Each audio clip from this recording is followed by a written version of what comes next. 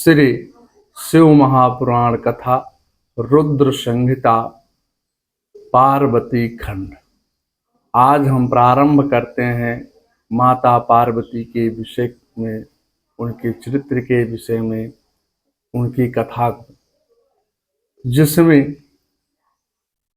नवा पुराण द्वितीय दिन के उपाख्यान में पार्वती खंड, रुद्र संहिता का पार्वती खंड। जय जय श्री गिरिजारमण, जय जय भूत किशोर, यातियों के सर्वस्व प्रभु, जय गणपति चित चोर। इसमें पहला भाग पार्वती की माता को श्राप।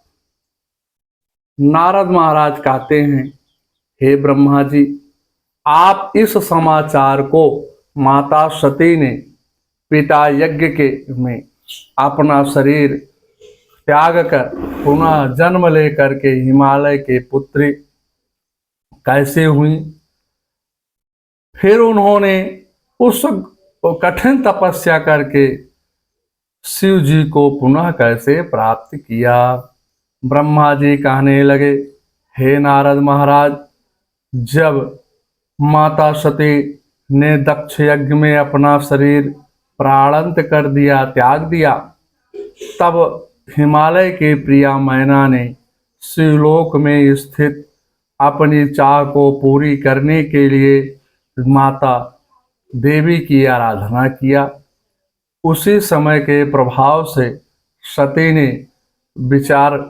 विचार बनाया कि हिमालय की कन्या में हिमालय के यहाँ जन्म लूं और उनकी मैं कन्या बन जाऊं। उसी समय परिस्थितिवश देह त्याग करके प्रेमवश मैना की पुत्री हुई और नारद जी के वचनों पर विश्वास करके दुष्कर तप कर पुनः शिव जी को प्राप्त किया। नारद जी कहते हैं, हे देवों के देव, जिसके घर पार्वती जैसी कन्या उत्पन्न हुई, उस मैना के विवाहादि की कथा का हमको भी श्रवण कराइए। ब्रह्मा जी कहते हैं, एक समय देवगणों ने पितरों के पास जाकर के कहा कि आप अपनी मैना नाम की कन्या का विवाह हिमालय के साथ कर दीजिए। पितरों ने श्राप को समझकर अपनी कन्या हिमालय को अर्पण कर दिया और अनेक प्रकार का दहेज दिया। इस प्रकार मैना हिमालय के पास में सानंद से रहने लगी, माने सुखपूर्वक रहने लगी। नारद महाराज कहते हैं, हे देव, मैना को श्राप कैसे और किसने दिया था, इस कथा को सुन करके मेरा संदेह दूर कीजिए। इस कथा को सुना करके मेरा संदेह दूर कर दीजिए। ब्रह्मा जी कहते हैं कि पहले मैंने तो तुमको कथा सुनाई कि दक्ष की 60 कन्याएं हुई थी, उनमें स्वधा पितरों को ब्याही गई। उसकी 3 कन्याएं हुई, एक मैना, धान्या, कलावती। पहली मैना हुई, दूसरी धान्या हुई, तीसरी कलावती हुई। एक बार ये तीनों बहनें श्वेत द्वीप में भगवान विष्णु का दर्शन करने गई और दर्शन करके वहीं बैठ गई।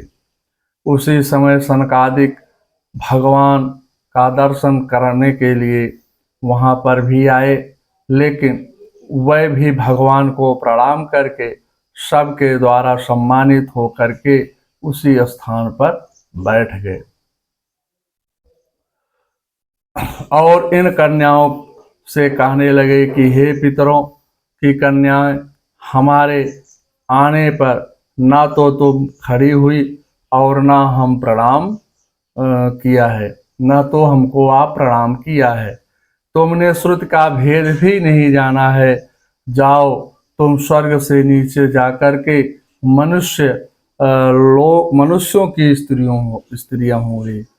यह शाप सुन करके तो तीनों बहनें कहने लगी, हे मुनिवर, हमारे अपराध को क्षमा कर दीजिए, हम पर कृपा कीजिए, हमको पुनः स्वर्ग की प्राप्ति प्राप्त हो जाए, ऐसा हमको आशीर्वाद दे दीजिए।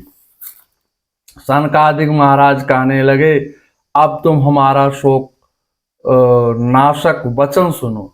संसार में विष्णु का अंश हो, जो हिमालय मृत्यु लोक में वर्तमान है।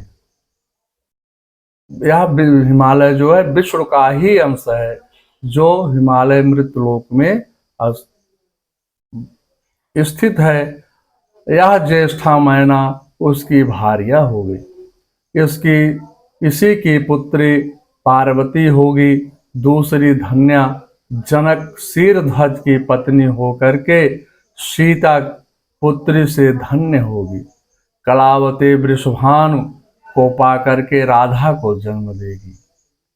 मैना की पार्वती उत्पन्न हो करके कठिन तप करके शिव जी को प्रसन्न करेगी।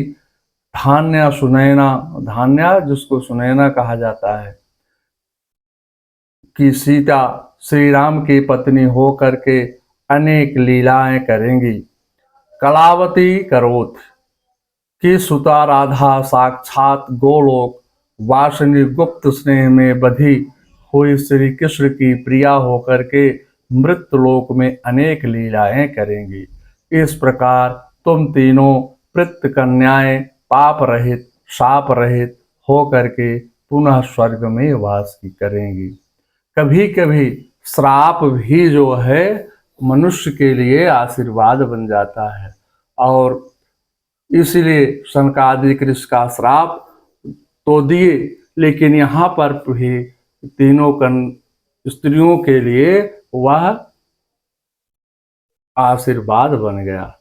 मंगलम भगवान विष्णु मंगलम गरुड़ाध्वजा मंगलम पुंडरीकाक्षाय मंगलाय तनोहरि।